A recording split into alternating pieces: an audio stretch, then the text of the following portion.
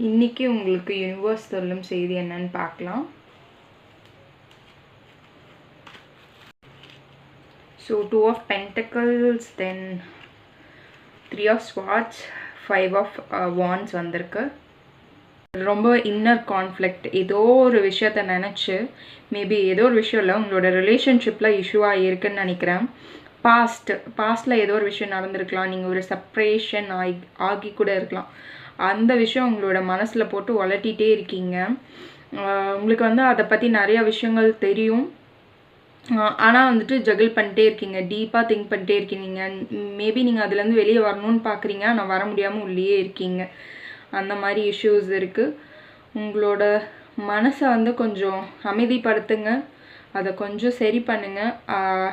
நீங்கள் போடுற எஃபர்ட் அப்போ தான் உங்களுக்கு ஒரு நியூ பாத்தை காமிக்கும்.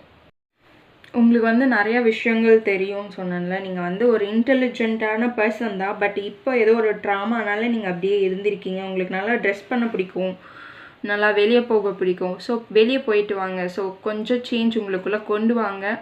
இதிலேயே நினச்சி இதிலேயே வாடிட்டு இருக்காதீங்க.